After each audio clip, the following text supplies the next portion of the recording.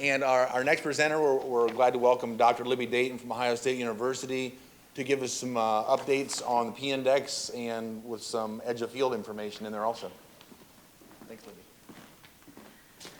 Well, good morning, and thank you for the kind invitation to present some of what were our findings today.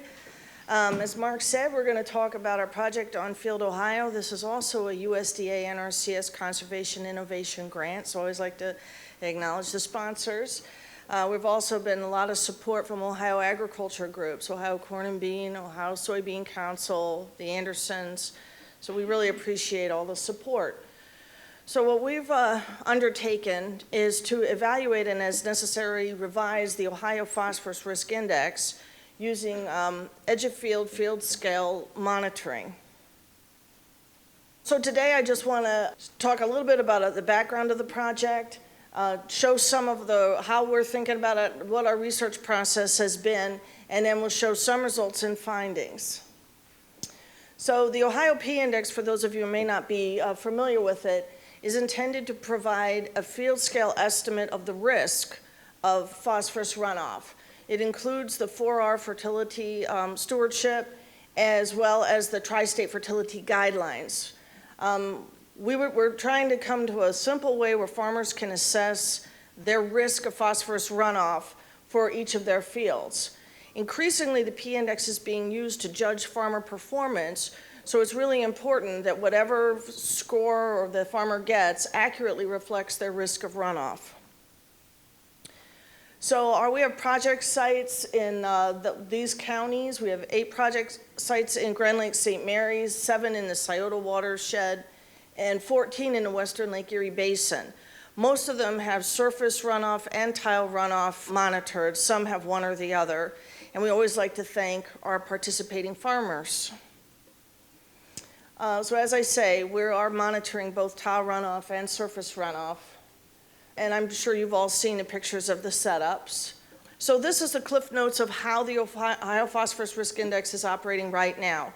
So it takes into these parameters, are taken into account. Some of them are more transport of phosphorus risk, which is like erosion potential, the connectivity to water, the runoff class for the field. And then there's source factors for phosphorus. These are more farmer management, farmer behaviors. So how much soil test phosphorus is in the soil, how much fertilizer or manure does a farmer intend to apply, and by what method do they plan to apply that fertilizer. So for each parameter, you get a subscore value that's weighted and scored. Then you add up those subscore values, and supposedly, so that is your P-index score. And then based on your score, you're deemed to have either a low, medium, high, or very high risk of P transport. So let's see we'll start talking about what are we seeing. So for our research process, what we're doing is we're looking at this at multiple scales. So we're looking across the state, statewide, as we change practices or as field conditions change, how does that change what we would see in the runoff? And then we're also looking at, again, we have our field scale experimental sites. So what do we actually see coming off our field scale sites? And then to augment some of this information, we've actually more recently instituted some small plot simulated runoff sites to take a closer look at fertilizer placement methods. So let's start, we'll talk a little bit about the statewide. So we have all this information, and we want to see, well, how does this affect, because this is the Ohio P-Risk Index. So we need to see, well, how is this, if we're making changes, how will this behave across Ohio? So we developed an Ohio P-Risk Index simulator. We picked 6,134 point locations that represent Ohio row crop agriculture. And this allows us to run test scenarios of the P-index, and also we can run test scenarios of erosion potential. And the simulator runs the revised universal soil loss equation, which is the erosion tool that is used in the P-index. So the output from this, we can get results for each of the P-index parameters, including erosion, for each crop year in a farm rotation, and also averaged across the rotation. So the simulator, a lot of development of the simulator, we needed to do the work anyway because we need all this information for the final delivery tool to deliver the P-index. So as we were gathering all this stuff together for that, we thought, well, let's go another step and do this. And it's been really helpful because it assists us with our P-index revision decisions by illustrating the impact of any changes in farmer practices across a broad range of field characteristics. Also, more recently, we've published a sensitivity analysis, and we use simulations from the simulator as inputs to run a sensitivity analysis of how the P-index is operating now. And then as we make revisions and changes, we can rerun the sensitivity analysis, and that'll give us an indication, hopefully, that we've made some improvements. And then ultimately, we also like the simulator because we can use it at events like this. We can use it with farmers. Eventually, it would be very simple to deliver this online to farmers so they can run their own simulations. So then as a teaching tool for, well, and not just for farmers, but also for policymakers. So these are the results of the sensitivity analysis. So we look at our parameters again, but now we're going to look at what is the explanatory power each parameter has on the P-index score. So what we see is that 32% of the P-index score was impacted by soil test P, followed closely by, oddly enough, connectivity to water. And I wouldn't take this too much to heart, but except for this, fertilizer placement method right now in the P-index only accounts for 2% of the P-index score. So right off the bat, we start saying, oh, are these reasonable? Does this make sense? So that's where we're going, is we're testing, we're evaluating that, and then we can make some changes. So today, I wanted to show some of the results. So these are some test simulations we've done for the Ohio P-index and erosion. So we looked across, for what we're going to show today, 4 management practices that represent increasing soil disturbance. We measure soil disturbance using the soil tillage intensity rating. So we start off with, these are all soybean corn rotations. So we start with no-till, bean and corn, so continuous no-till, which only has a stir value of 2.6. And then we do no-till and no-till, but then we do stuff to disrupt the surface cover at the end of the season. So now we've increased our stir value. Then we go to no-till beans, which is one Laura talked about, the more of the rotational tillage. It's more typical in Ohio. No-till before beans, but fall chisel after beans, before corn. And then just so we get the full range of erosion potential, we do a spring chisel before bean with a cultivator, and then a fall plow, and then a spring disc cultivator before corn. So now we've really maxed this out. So we just wanted to see what's the full range of erosion potential. So skip ahead. So this is the full range of erosion potential. So our 4 crop management scenarios, you can see there's a big difference, especially when, what I love about this is we talk so much about the Western Lake Erie Basin, and we love our Western Lake Erie Basin. But because it's flat, it's very difficult to get erosion jacked up in the Western Lake Erie Basin until we get into some really extreme soil disturbance. And I certainly wouldn't disagree with that. But again, we're doing the Ohio P-risk index, so we need to look across Ohio. So you notice that especially when it starts to get more rolling and elevation slopes start to increase, you definitely see some erosion kicking up. So in fact, our no-till, the maximum across our 6,134 points was 3.7 ton per acre per year, but in our rotational tillage, the maximum was 21 ton per acre per year. So we definitely see a big range in erosion, and that's going to become really important when we start talking about total P runoff. Okay, but now we've ran our 4 crop management scenarios. So these are the P-index scores that we got by running those 4 scenarios. So even though we just saw huge differences in erosion, we don't really see much difference in the P-index scores. As a matter of fact, most of the scores are in the low to medium range, and there's really precious few that even get into the high and the very high. Well, again, logic tells us that with the water quality problems that we're having, the P-index is maybe underscoring where it should be, and it's definitely not sensitive to changes in erosion. So how's it doing with soil test P? So the soil test Ps for the simulator are randomly chosen by the simulator from an Ohio soil test lab data set that was generously provided to us from the big soil test labs in Ohio. So these are actual Ohio soil test values done with the data comes to us by zip code level, and then we put that into the sub-basin level. And so the simulator chooses a soil test value from those possible values within its sub-basin. So again, we see that running our 4 scenarios with randomly selected soil test values, again, we don't see a big range in P-index scores.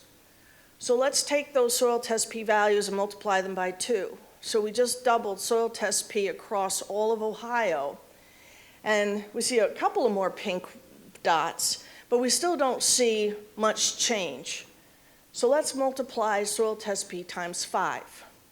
So now we've increased soil test P times 5 across Ohio. Now we see changes in our P-index scores, which is a good thing. But this tells us that in fact the way the P-index is operating right now, it is not sufficiently sensitive to soil test P. In fact, our edge of field runoff data tells us that every time soil test P doubles, the runoff dissolved P concentration doubles. But the P-index score really only bumps up by about 10%. So there's a little bit of a disconnect here. So we need to re-rate the P-index to more accurately reflect the risk of runoff dissolved P. So I don't want to say anything bad about the P-index, but you can see where it's maybe not accurately reflecting what we're going to be seeing coming off the field. So let's talk about what do we see in our runoff data. And the question that we've been, when I speak to farmer groups, we talk a lot more about, does farmer management even matter? Is there any hope? Is there anything that the farmer can do to actually reduce the runoff that we're going to show you? So that's what we're going to talk about now. So the way we think about runoff, because we have so many data points, we have this huge amount, so we have to think, we split this up in our minds based on spike runoff events, which are short-term high-risk events. I think Laura showed some really striking results of a spike that you see in the tributary. Well, I'm sure you would have seen those same spikes very dramatically at the edge of field, based on a fertilizer application followed quickly by a rain. So these tend to be short-term high-risk events. They tend to be associated with a gully washer rainstorm. They're short-term after a major tillage or soil disturbance, and certainly a high-risk practice like a fresh fertilizer or manure application. But what about the baseline events? The baseline events tend to reflect chronic, year-round, when at the P task force we referred to it, or maybe it was just me, as the diffuse drool of phosphorus across the landscape. So it's a day like this when farmers maybe aren't out, they're not doing anything in a field, but maybe if it starts piddling down rain, runoff starts. That would be a baseline event. What's going on? That tends to be associated with, there's a lot of naked soil when you drive across the landscape on a day like this. So it's the erosion, after the tillage event, and then it's also very strongly associated with your soil test level. So I get a little bit more about this. So for each sampler for each year, we used a Markov, and by we, the statistician, use a Markov chain Monte Carlo algorithm to actually separate out the baseline events from the spike events for each sampler for each year. So they use a frequency distribution looking across the range of possible runoff concentrations. So the frequencies is more likely to be down in this, so these tend to be at the baseline concentrations, but then you get these few events through the year that are considerably higher in concentration than is typical for that sampler. And so they, of course, get denoted as the spike events. So we find it's helpful to look at these two things separately because their causes and their controls are different. And the other thing, I think in broad strokes, and it's probably not too surprising, about 80% of the runoff events that we've evaluated are within the baseline range. So this is an example of the timeline for one of our samplers for 1 year, starting in January and then going through December. And so this is the runoff events that came off of that field that year. And so the blue lines is actually the baseline range. The mid-blue line we would consider to be the baseline average concentration for this field for this year. Needless to say, most of them across years, their baselines don't change much. If they did, I'd feel like, well, we have a problem somewhere. So we've done a baseline for total P as well as dissolved P and particulate bound P. So these are the baseline averages for our samplers across a couple of years of evaluation. So this top graph is the surface samplers, and these are the tile samplers. So the whole bar together is runoff total P, average baseline across all of our samplers. So the first thing I notice is that for the surface samplers, the concentrations tend to be considerably higher than what we see coming out the tile. Now, spoiler alert, these few are from the couple of fields that we have that have really, really high soil test P. But for all the fields that are more within the agronomic range, the concentration of what we see coming out the tile is generally a lot lower than what we see coming off the surface.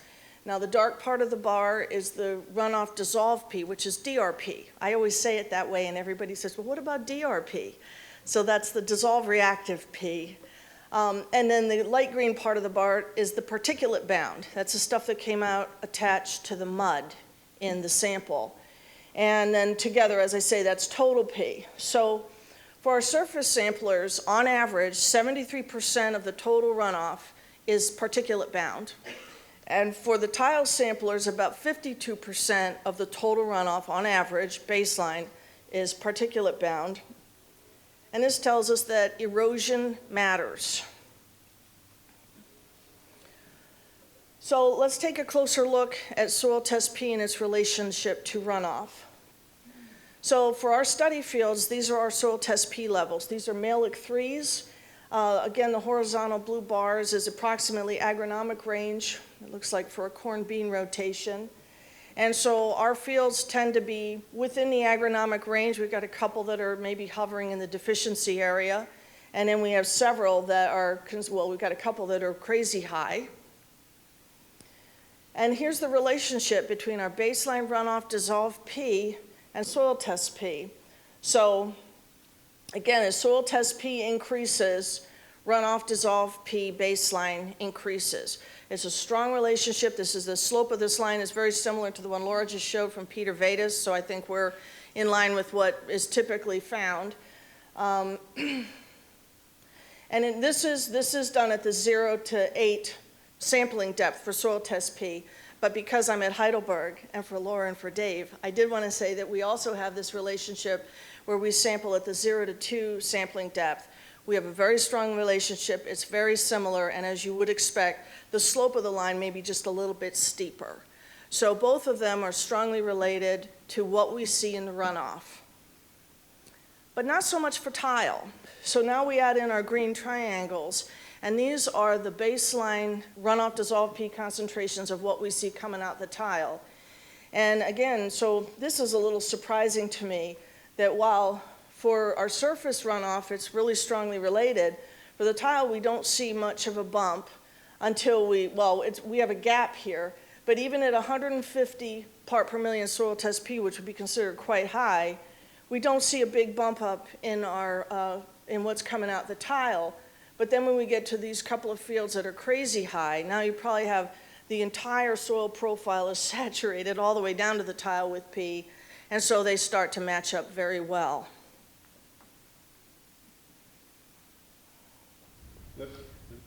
Yes. Do you have the 0 to 2 inch comparison on that one as well? For 0 to 2 inch soil test phosphorus on the tile? well, the depth of sampling is probably not, yes, but it's the same. There's no relationship. I mean, I would say the 0 to 2 would be even less correlated with what's coming out at depth. So again, we did collect soil test data from the soil sampling labs across Ohio. And as the simulator randomly selects, this is what it looks like. So we have a pretty distribution because we allowed it to randomly select. And also, I always like to thank A&L Great Lakes Laboratory, Brookside Laboratory, and Spectrum Analytic for providing this data to us. So, assuming these soil test Ps, which range from about 2 to almost 700, and this is on a Mehlich 3 basis, this would be the concentration of runoff dissolved P baseline of what we would expect to see coming off Ohio fields.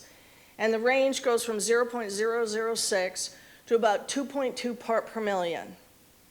And this is actually also what we see, I mean, in our edge of field.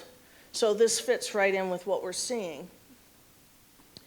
So what's coming out the tile is a little bit odd because as you see, we saw that gap. We see nothing, nothing, nothing, and then a lot coming out. Well, not a lot, but a lot more coming out the tile.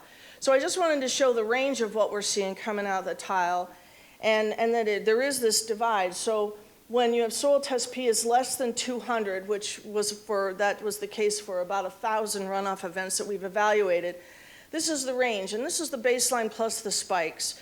The range was so narrow, we're not working as hard to separate the spikes from the baselines for the tile because they're kind of not, there's just not a big range. And so this is the runoff dissolved P coming out the tile. This is runoff total P coming out the tile. And then for our 200 events that we evaluated where the soil test P was greater than 200, you do see the range broadens and of course it bumps up. But what about runoff total P in general? And I think Laura covered this really well, that for runoff total P, we have to consider the erosion, how much mud is in that sample, but then we also consider the soil test P, how much P is associated with the mud that ran off into that sample. So we use a multiple regression here to estimate the runoff total P. So for both our surface samples and our tile samples, we were able to establish a really strong, with an R squared of about, better than 0.84 for both our surface and tile samplers for runoff total P baseline. For our simulator, we actually have fine relationships between the Russell erosion and then also using surface flow, so we can actually estimate our runoff suspended sediments in gram per liter across our 6,000 data points.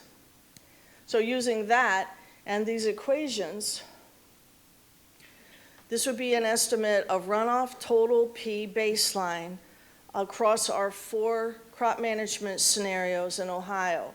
And so again, the Western Lake Erie Basin tends to stay pretty green, and that would be about less than 2.5 part per million.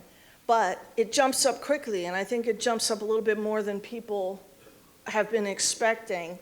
But this is what we're seeing in our edge of field data, and it makes sense that we're seeing it here in the simulator.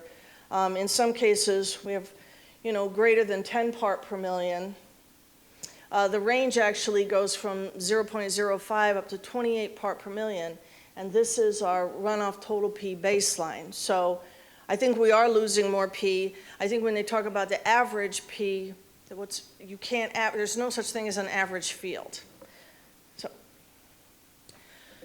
So now let's start talking about load. So we've talked about concentration.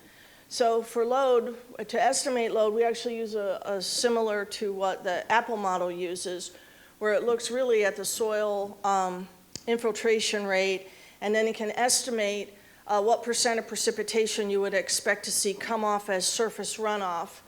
And so for our simulator, we use actually runoff class as an estimate of that. And so we have probably between 5 and 40% of precipitation would be runoff volume. And then for the tile, we looked across all of the tile flows that we've received and then a lot of literature values. And so we're at, on average, it's about 23% of precipitation is what's going to come out the tile. So concentration times flow volume equals load. So now we're going to talk about pound per acre of phosphorus. What do we see coming off the fields? So again, this is our runoff dissolved P, just the baselines. And we see the ranges from 0.01 to 3.7 pound per acre. That's just the dissolved P. Runoff total P. Now, for dissolved P, the only thing that really matters is the crop management really was not important, so we just did it across everything. Crop management really matters for total P because now we're really changing, we're kicking the erosion up, and so that's changing what we're seeing coming off the edge of the field. So now again, you see that for the no-till, everything is really mostly below 2.5 pound per acre. You see a couple in 2.5 to 5. And then as we increase the soil disturbance, it becomes hotter and pinker, and we're back to having greater than 10 pound per acre total P losses. The full range of this was 0.05 to 58 pounds of P pound per acre coming off. So the median, however, just to get it back into scale, because the range can seem very extreme. So for the no-till, the median loss was 1.6 pound per acre. And as we increase the soil disturbance, that one is 3 pound per acre, this one's 4 pound per acre, and 5 pound per acre median, which means 50% of those points would have more than the median coming off, and then 50% would have less coming off. The other interesting thing, as we talk about this a lot, is what's the relative contribution in runoff total P loads coming from the tile or coming from the surface. So again, we see a difference in our no-till, about 50-50 is coming from the tile, which is the light green part, and then the dark green part is what we see coming off the surface. So it's about 50-50 in no-till because we kept our erosion down. But as we increase the soil disturbance, it gets up to the point where it was about 80% of the contribution is coming from total P, and about 20% is coming out the tile. So, surface flow and erosion are really driving a lot of this risk, but not for the baseline. But what about the spike events? We haven't talked about the spikes yet, and they're fun. So, spike runoff risk, and we're going to highlight today fertilizer placement method. So Steve Davis coined this, that fertilizer application is like a game of whack-a-mole. We know it's a high-risk practice, but we don't know exactly how many instances of it are in any watershed in any given year, and we don't know exactly where they are. And then you always need the coincidence of a surface runoff in order to realize the risk. It's a high-risk practice, but if it doesn't rain, what's the risk? It's going to rain eventually, though. So these are the spike events. These are the mean spike events. So again, just to bring you back, this is our Melick 3 soil test P. The blue line is our baseline regression line. And then these red stars are our surface spike events, and the green dots are the spike events that we see coming out the tile. So spike events, while there maybe aren't that many of them, we don't know how many are in a given year, but they really dwarf the baseline. So what we think about with the spike events is we think about the magnitude above the baseline. And what we always see is the magnitude of the surface runoff spikes is always way greater than the magnitude of anything we see coming out the tile. And in fact, these are all due to fertilizer applications. So, for spike events, all bets are off. These need to be managed separately and specifically. They're always associated with a high-risk practice like a fertilizer or manure application or a gully washer, rainstorm, or big erosion event. But the way we think about these is it's all about the magnitude. And the magnitude of the surface, again, is always greater than what we see coming out the tile. So because we see these dramatic spikes, but we don't see enough of them. Our farmers are just such great guys. They apply fertilizer so carefully, or they haven't been applying much. So we didn't see enough of these events so that we could start really understanding the magnitudes. So we undertook an additional project where we are specifically comparing fertilizer placement methods across varying phosphorus sources, different fertilizer types, and at different levels of field surface cover. And this is where we're using small plots and simulated rainfall. So we're doing this thank you to Harold Waters, who has been helping us a lot with the fertilizer placement methods. And we're doing this out at the Western Experiment Station.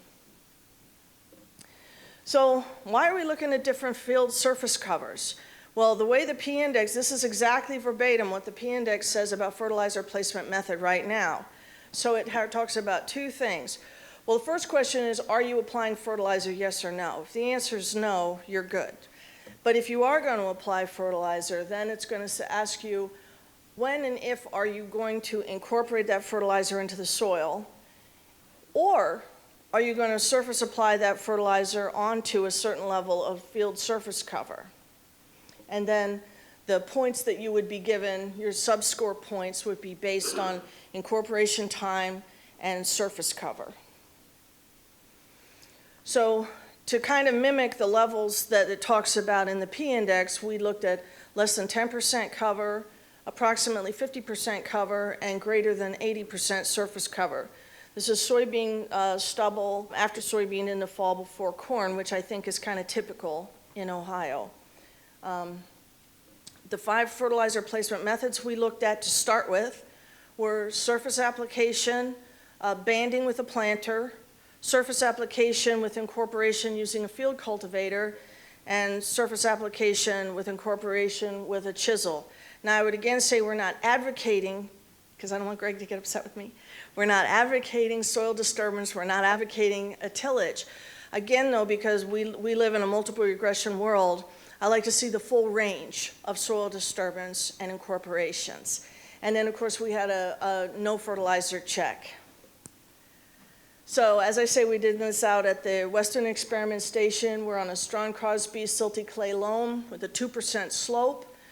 Simulated rainfall, there's actually, believe it or not, there's a national protocol for conducting these studies, so we follow the national protocol for these. We collect all the runoff that comes off for 30 minutes, homogenize it, and then take that sample back to the lab for analysis. In this study, we'd used a 200-pound application of monoammonium phosphate, or MAP. We measured runoff dissolved in total P, runoff dissolved in total nitrogen, and runoff suspended sediment. So how much mud do we see coming off these plots? The plots, as I say, are small, as 2 meter by 2 meter. So let's see what we see. So again, our green bars are, so for each treatment, so this is the surface application, and we had 3 green bars for surface application that represent the less than 10%, 50%, or greater than 80% surface cover.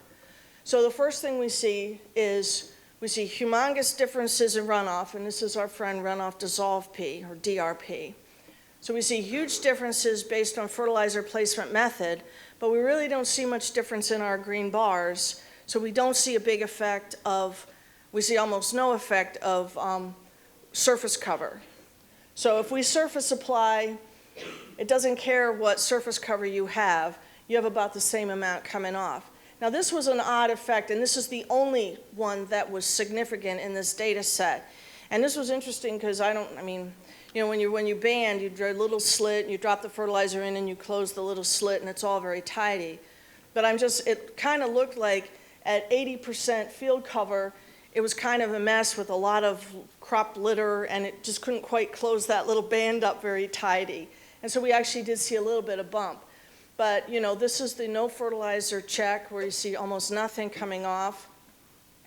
And then, of course, the surface application is considerably greater than any of the incorporation practices.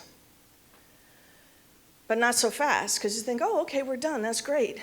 But this is the runoff suspended sediment. So this is the erosion that we just kicked up.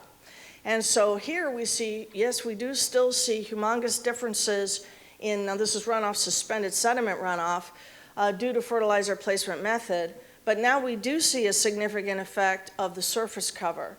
So in general, you see more suspended sediment coming off more suspended sediment coming off if you have naked soil. So at less than 10% crop cover, we do, even on the check, we see this very distinct pattern in the amount of erosion that's coming off that field. And we put in the borders, turned on the rain, and that's all we did. And we still see this effect with runoff suspended sediments. And then here we've stirred the soil so much that it's not as marked, but you still see it. Libby? Yes. Uh-oh. When you rained on those with the simulator, did you rain on each plot equally? Absolutely. Or did you rain until it ran off and then? Oh, you mean the time? Yeah. Yes, and just in the interest of time, I didn't bring a lot of this, but we always keep track of the time to runoff, and we keep track of the volume of runoff. And then where we really standardize it, or where we have to, is we do collect, once the runoff starts, we collect it for 30 minutes. But you're collecting more rainfall off of one plot than the other when you do it that way, right? In other words, you gotta put more water on one of the plots to get it to run off than the other. Yes. So that's not really how it happens in nature. Well, okay, but is that true? Because if you apply fertilizer and then you chisel and your soil, you just opened up your soil and it rains, you're gonna have a lot of short-term infiltration. And that is how it happens in nature, and we sure as heck see that in this plot. I shouldn't even tell you this because then you'll pick on me for it.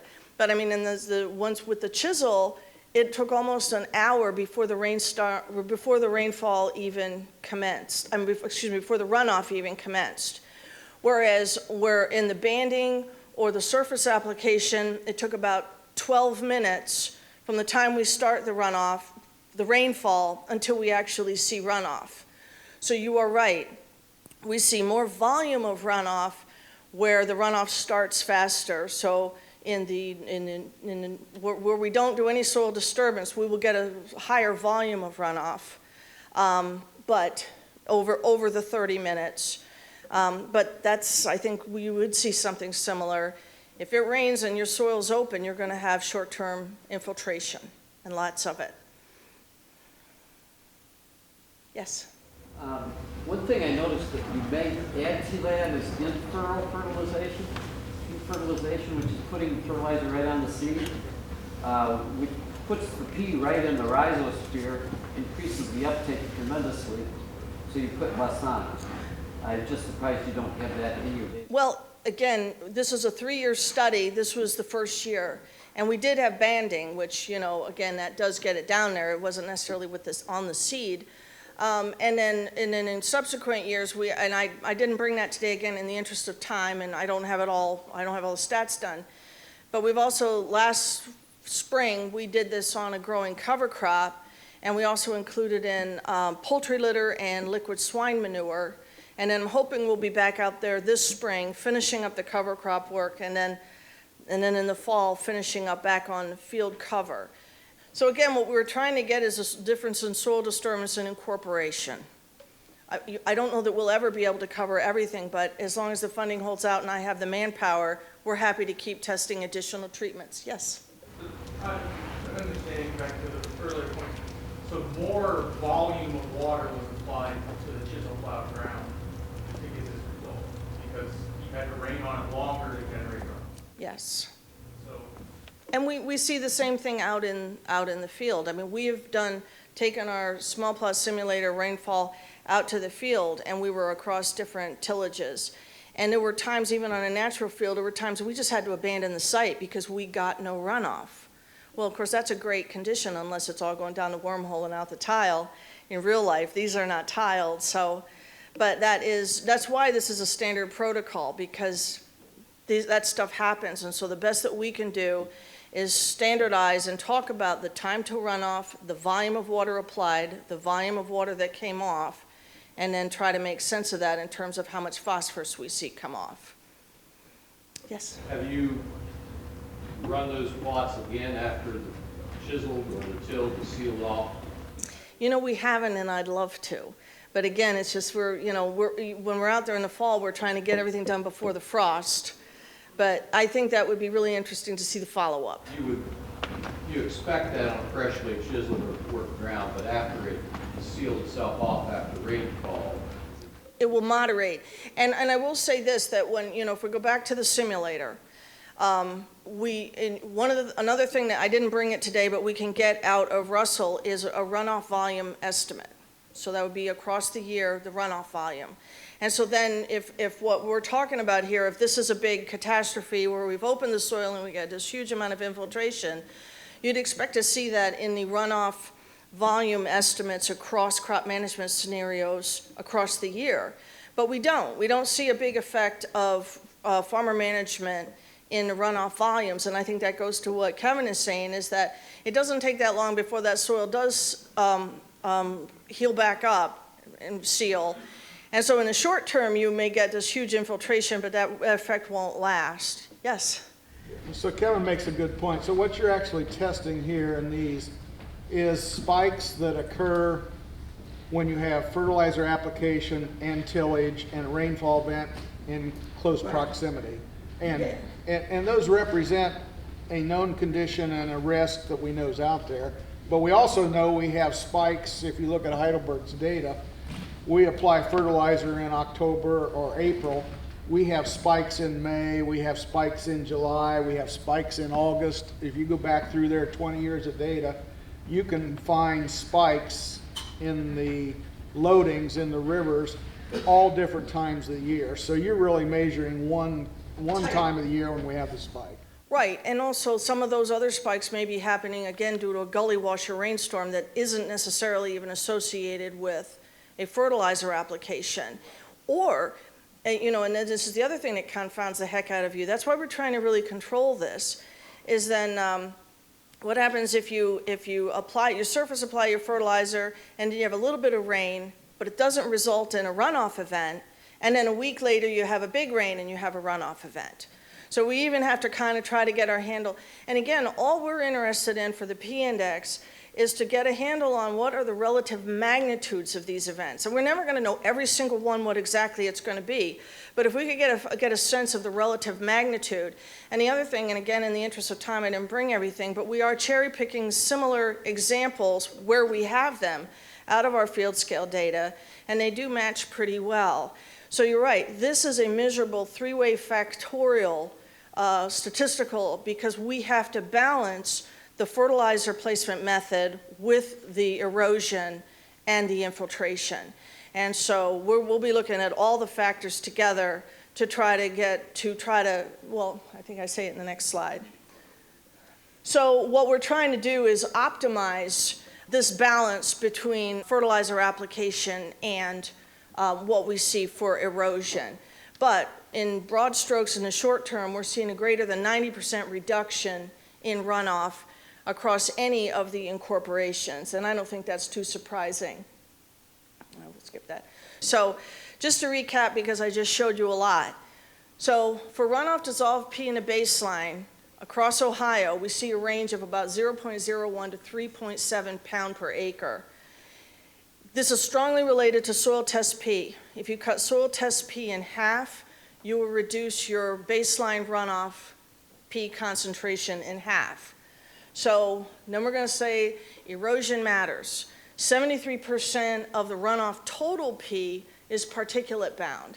And then looking at our crop management scenarios, again, I'm just using crop management 1 and 3 as an example, because this is the no-till, no-till, and a rotational tillage.